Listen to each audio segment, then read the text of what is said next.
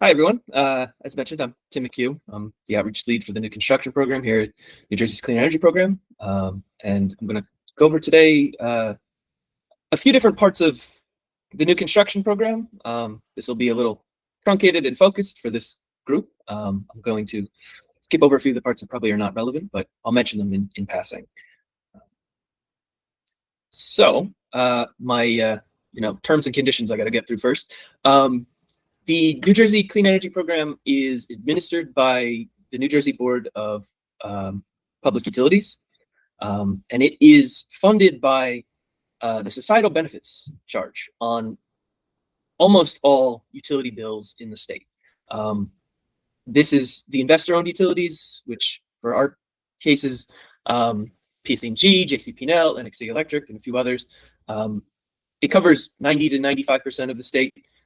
Pays into this fund, and the money from this fund doesn't just go to this program. It goes to a lot of programs throughout the state, but that is where the funding for this program comes from. And also, if you were the utilities have similar programs that focus on existing buildings that also come from this charge. So because of the need for a more skilled workforce and this new focus on these proxy certifications, which the old programs didn't have, we came up with this as a way to try and upskill the workforce in New Jersey. The eligibility is you live in New Jersey or you work in New Jersey. Your principal place of work is in New Jersey. There are a few other corner cases that may be considered, but basically those are the two big ones. If you are a resident or your principal place of work is in New Jersey. And what this does is it offers up to $2,000 per course in reimbursement with a maximum of 2 courses per fiscal year in order to get certain certifications. And I want to emphasize the 2 courses is the real sticking point there. So some certifications might only cost $500. And if you take 2 of those, that's the end of what you can do for that fiscal year. If the certification costs $4,000, you're still only going to get up to $2,000 in reimbursement for that certification. But it is July 1 through June 30th. So since it's the beginning of the year, and if none of you have taken advantage of this before, you technically could do 4 courses in 2026 and get reimbursed for all of them. Because the fiscal year ends June 30th, between now and then, you can take 2 courses and get reimbursed for them. And then starting on July 1, you can take another 2.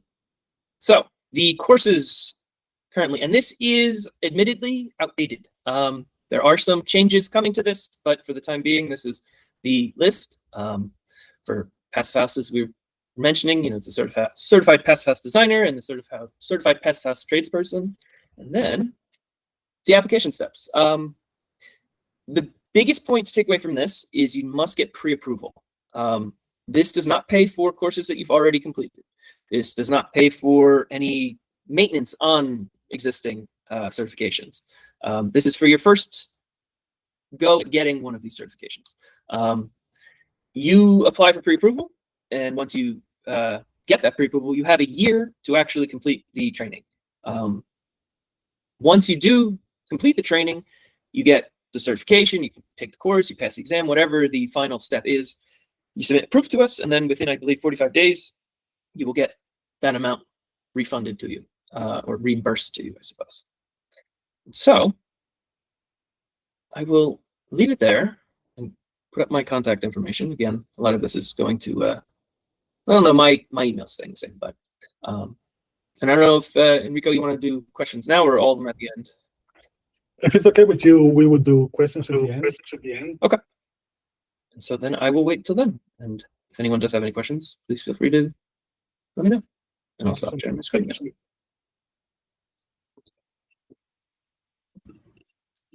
Cool. Thanks, Tim. And thanks to everyone for joining. So with that information, we're going to tell you a little bit about some of the training that is available for this reimbursement in New Jersey. So I'll hold on while I share my screen here. All right. So for those of you who don't know Emu Passive, we do the tradesperson certification for the International Passive House Institute. Our mission really is to bridge the gap between what mainstream construction is and the latest building science pretty much the best way to build a building. We're doing all the research, following the science, and trying to bring it to the masses. We do this kind of as a teaching hospital. Our team is comprised of a bunch of architects and building science consultants. We work on actual projects across the country. We then take that knowledge and we try to teach builders how to build this way. Our training is really the only hands-on passive training in the country, and we go in all different climate zones, working in all different construction types. And while this is the tradesperson training, we have people that take it that have architectural backgrounds, engineering backgrounds, consultant backgrounds. It really is a great intro into how to design and build for a better building.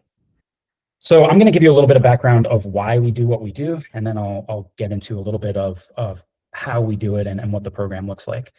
So in short, we just need to build better. Right now, building code really fails. We can have all these issues in a brand new built building. So it could be unsafe in terms of bad indoor air quality. We learned that from the pandemic. We can have issues of condensation and mold growth just from having improperly spec'd materials and thermal bridges. These buildings can be uncomfortable, not durable, and not sustainable. So we really need to do better in order to make these buildings safer, healthier, and more durable. In addition, and this really goes off of the New Jersey program, buildings just consume a ton of energy. If you see this breakdown of energy across the United States, you can see that buildings account for about 1/3 of all energy use. So that's really big. And if you look at this map here and you kind of see all these glowing bright spots, this is really where there are a lot of buildings. And you can see that we have a lot of energy use. So if you look at our state here, we're glowing, part of the megalopolis between Philly and New York. So we're just completely urbanized almost. So we have a lot of buildings, and buildings consume a lot of energy. And in the US, our energy is still being derived from fossil fuels. About 83% of all of our energy usage is consumed via fossil fuels. So this has a lot of implications for the climate, and there's a lot of incentives and directions from different municipalities and governments to try to drive down this energy usage. In addition to this, our buildings right now are really lacking resiliency. So I don't know if you guys were around when Superstorm Sandy happened.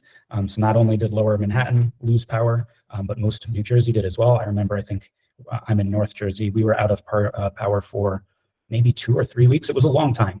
And if you remember, if you were here, it was the end of October. It was really just starting to get cold. It wasn't freezing, but it was cold. And I remember our heating was off and you really had to layer up and put on blankets. Imagine if that happened in a colder climate, right? If it was a little bit colder, it was in the winter, months like, this January or February, we would have millions of people that would have to evacuate their homes. This actually happened in Texas. So you can see that, thousands of people had to evacuate their homes when they had an unlikely cold snap that caused a power failure, and the buildings were just not built to be resilient enough, and you had people having to actually evacuate the building and find shelter. If we have to evacuate our buildings, that means that the building has failed, right? The primary purpose of a building is to keep its inhabitants nice and safe and comfortable. So when this happens, this is a huge problem. So these are all the things that we can do to build better, to get more resiliency out of our buildings. And how we do that is we look at Passive House as the solution for this. So if you don't know what Passive House is, you're in the right place because you're going to get a little bit of an intro. If you do know what it is, you're already ahead of the game. But essentially, Passive House is this image that I'm showing here. This is kind of the culmination of all the things we want from our building. So we want a safer building, healthier, more comfort, with lower emissions, durability. All that can be represented in this image. You can see that we've got 2 young girls sitting in front of a window on a cold winter day. Those of you who have been in front of windows in the last couple of weeks, you can kind of think that that's not the most comfortable place to be, right? It actually is really uncomfortable when we stand next to a window on a cold day. But we can assume these girls are comfortable because they don't have any socks on. They're right up against the glass. So the way this building is designed and constructed actually gets us all the goals that we want. You can see there's one other little key in this image. The snow outside is actually still frozen. So if we're assuming that it's room temperature inside and we're assuming it's freezing outside, we know that the room temperature energy has not gotten to the outside. It hasn't escaped through this window because the outside of the window is still at a freezing temperature. Otherwise, that snow would be melted. So essentially, the way the window is spec'd, the way it's designed, the way it's installed, all that leads to making this more comfortable space, a healthier space, a safer space protected from the elements. And this is the whole goal of Passive House. Here at Emu, we think that this way of building is the best way to build a building, and we use science and energy modeling to prove that out.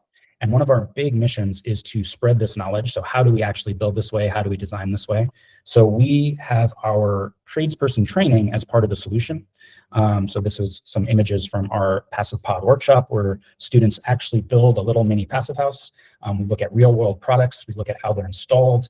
We look at window installations, insulation types, proper air sealing, all that good stuff. And this really makes it a very educational space for teams that are trying to learn about passive, teams that are working on a passive project, or if you just want to know the best way to build a building, the latest building science. We cover all that in this training, and it's really something we're proud of. So if you have the time and you're interested, there's really great incentives now in New Jersey to get this type of training, to upskill your workforce. So I think we have some time here where I'm just going to go through some of the fundamentals of Passive House. And this section is really to show you with data why we're doing what we do, because there's a lot of amazing benefits we get when we do these types of strategies. So if you don't know what Passive House is, it's multiple things at once. It is a methodology or a way we approach building and design. So it's just like a different philosophy on how we build the building. At the same time, it is an international building standard. So it's codified, where if your building performs at a certain level, you get a stamp of approval and you get certified as a Passive House. It uses the latest building science, the latest energy modeling practices to understand the whole building performance and see how we can reduce the energy of our built environment. When we're starting this presentation, this is a kind of layman's way to kind of prove or show what Passive House is, what the strategy is. So we have two different images here. We have two ways to keep coffee hot. This is kind of business as usual. So we have a conventional coffee maker here where we're adding continuous energy to this glass pot. And you can see from the infrared image that there's a lot of energy getting lost through the glass. Glass is not a good insulator. So we're losing a lot of energy. We got to continuously pump energy into the system to keep the coffee hot. Another strategy is, what if we focus on the envelope? So instead of focusing on the system to keep the coffee warm, we're going to focus on the fabric. So we're going to look at this thermos, and you can see the infrared image that it's a lot more blue-green, right? There's less energy leaking through this thermos. We don't have to continually add energy to this. We are wrapping this liquid in insulation and airtightness, and therefore limiting the energy transfer. So in a nutshell, this is what we're looking at for our buildings. How do we make our buildings more like a thermos and less like a glass box with a bunch of mechanicals in it? And the way we do that is with these 5 core pillars of Passive House. We're talking about complete insulation around the entire building. So the entire envelope gets insulated, all 6 sides of the building. At the same time, we have continuous airtightness. So again, this airtight layer wrapping the entire building as well. Then once we make the building airtight, we are going to add fresh air with heat recovery. So this is going to be air that comes from the outside, gets filtered and pumped into the living spaces. At the same time, we're going to extract stale air from places where we have pollutants. And this is a very important part to make sure that we have the highest quality interior air. So really the healthiest space. This is a key component. After that, we're looking at kind of the weak areas in this whole envelope. So any weak area in our thermal envelope, penetration, change in geometry, where we have a metal pipe that goes from inside to outside, this is called a thermal bridge. It's essentially a shortcut for heat to get from inside the building to outside the building, or vice versa, depending on the season. And in Passive House, we're very particular about counting up these thermal bridges and analyzing them. Conventional energy codes and other energy standards don't look at these thermal bridges, and these are really sneaky places where energy gets lost and where we have mold and condensation issues due to low temperatures. So this is another core foundation. The last piece of the puzzle here is our windows. So our windows actually are part of all of these control layers. They can have thermal bridging. They need to be airtight. They need to be insulated.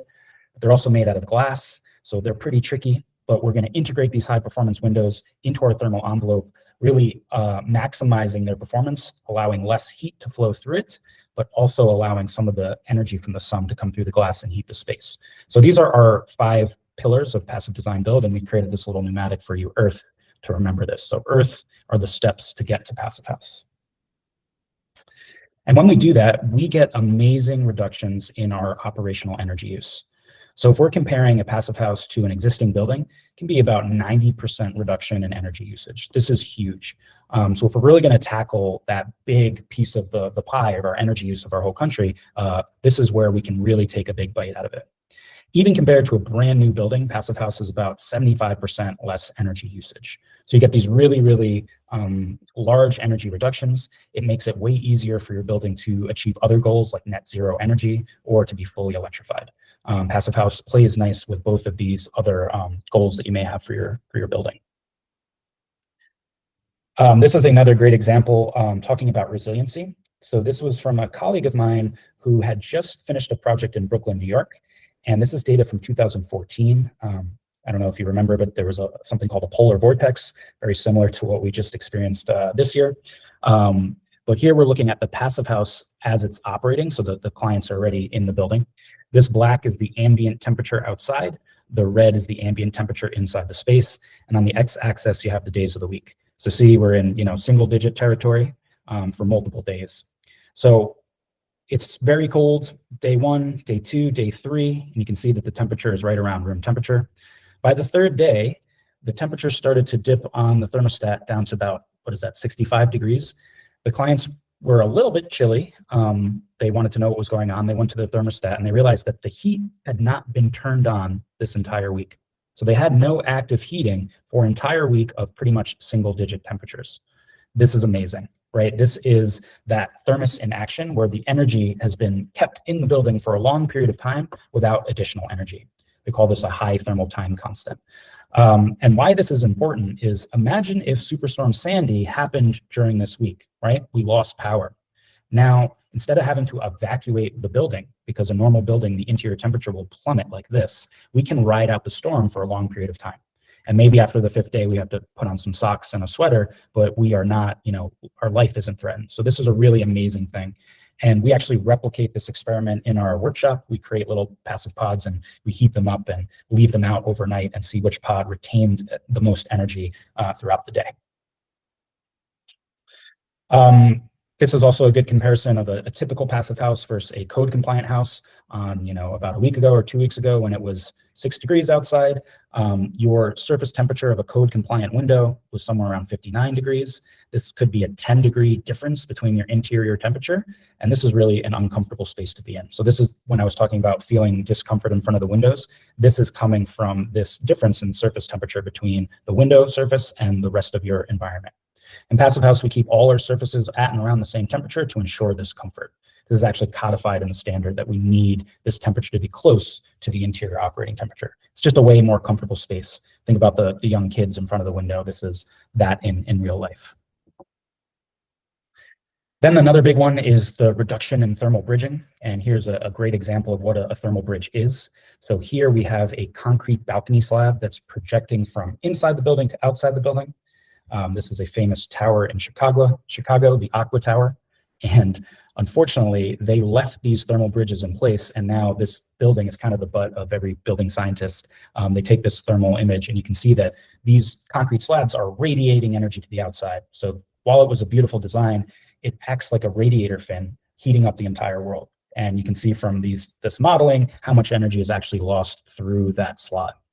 In Passive House, this is not allowed. We've got specialty products like what's shown here, where we have a thermal break. So the interior slab does not connect to the exterior slab. And now we create a way more energy efficient building, but also a more comfortable building. You can hang out with your baby right in front of that wall and be totally comfortable.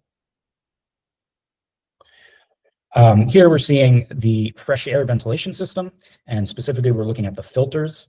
And this is a filter before it gets installed. And then after 3 months, this is how much grime has been filtered out of the outside air. So you think of New Jersey, you think of the New Jersey Turnpike, you think about all the air pollution if you're near the Turnpike. This mechanism will filter that all out. I used to have a different image here, but it was close to where I lived, and I got sad every time I showed it, so we switched it to a different project. This air quality is really an amazing feature of Passive House, getting the best indoor air quality. Here we have a study from Australia where they looked at a conventional dwelling versus a Passive House unit. And this was during a wildfire event where the sky was orange. And you can see that the particulate matter 2.5, this is the dangerous particle that we want to avoid breathing, is really, really high in the standard dwelling. And we cut it in nearly a half in the Passive House. So this is really important. I used to think that this wasn't a big deal for, the Northeast, but as climate change has changed, our sky was orange not too long ago. It was last year or 2 years ago, we had an event like this. So we're not immune to it anymore, unfortunately. As we get more airtight and we have proper ventilation, this is really the best combination for making sure we have the best indoor air. So code has no filtration requirement. So they do not require filtration at all. So what ends up happening is our envelope becomes the filter as we, have exhaust air from the bathroom and the kitchen. The fresh air has to come in from somewhere, and it comes in through all the cracks and the crawl space in the basement and the attic. So not a nice way to get fresh air. In Passive House, we have the combination of both filtration and air tightness, and that's how we get the best effective filtration rate. In California, for example, this is Title 24, only specific to California. They do require ventilation, but they don't require air tightness. So while they have ventilation that's being filtered at a high level, because their envelope is so leaky, they still get all the exterior pollutants inside. So their effective filtration rate drops pretty low. So this really just shows that the combination of both air tightness and filtration really, really affects the indoor air quality. Our last slide here on indoor air quality, if you're in a wildfire event, that particulate matter can really spike. So you can see the outdoor air. A Passive House will do a really good job of cutting that, but it's still gonna leave a lot of vulnerability. If you look at this dotted line, this is actually the threshold for safe levels of particulate matter 2.5. So we're still quite a bit above that.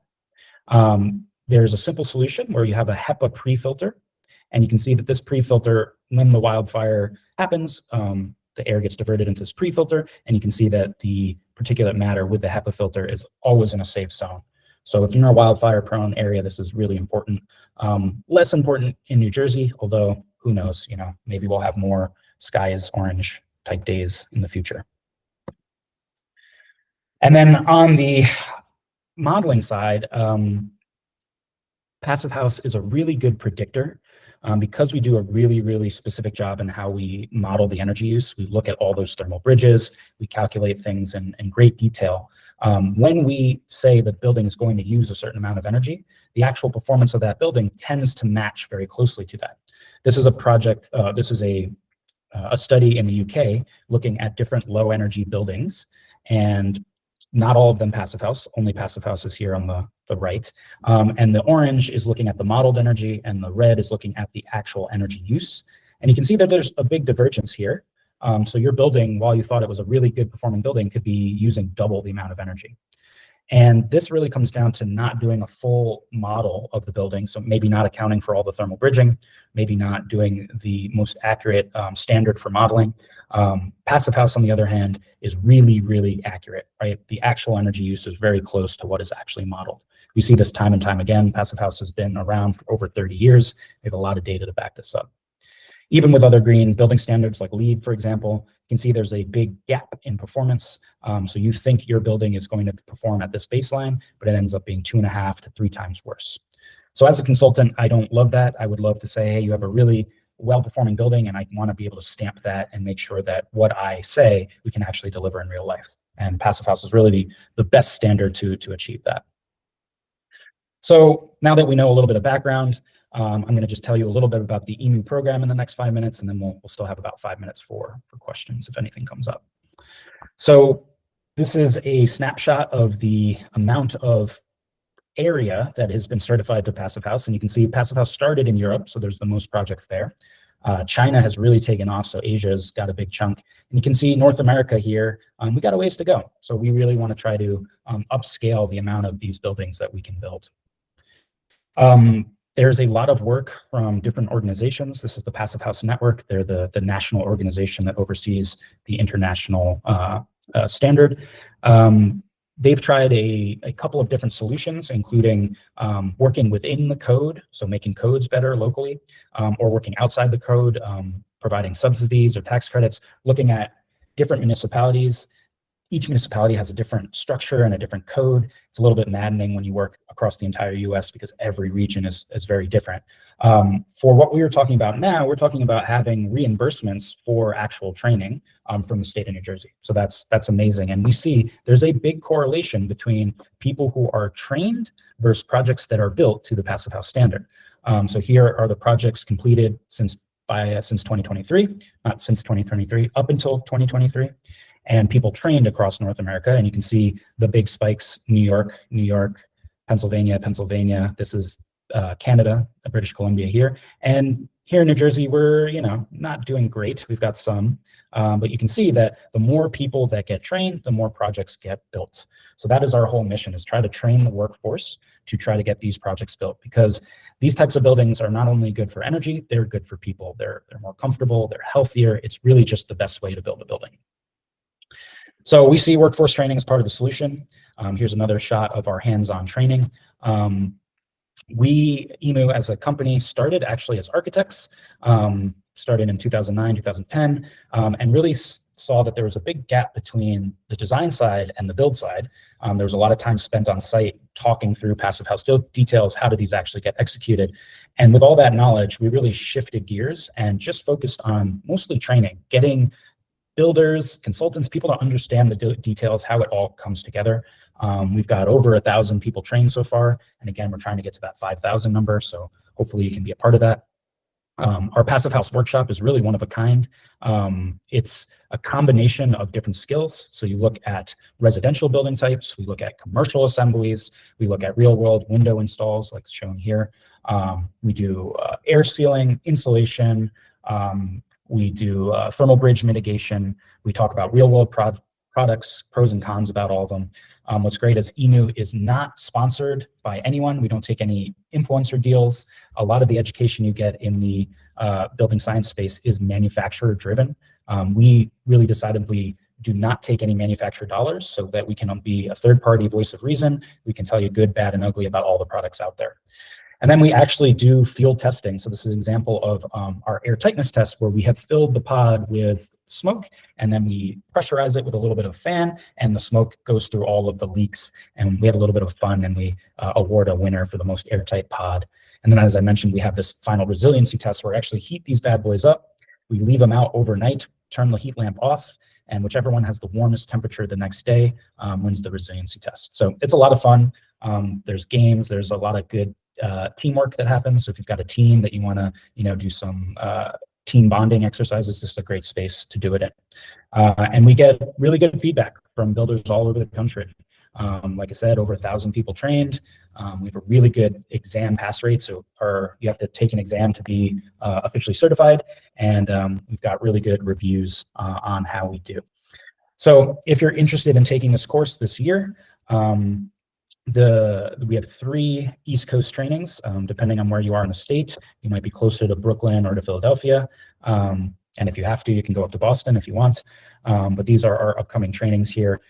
You can do the whole week in person, where we do 2 days of coursework, and then we do 2 days of the hands-on workshop, and then the final day we take the exam. Or if that's too much time to take off, we have the hybrid model, where you can do all the coursework online on your own time, then come in for 2 days to do the hands-on portion, and then that Friday we do the exam as well. So both options to try to fit your schedule. We'd love to see you there, especially with the funding available. This is a great opportunity if you've been thinking about getting this training or getting your team trained. This is a really good opportunity. So hope to see you soon on the training side. And we definitely can answer any questions. I know we're running a little bit late on time, but if anyone has anything, I will stop presenting here and open the floor up.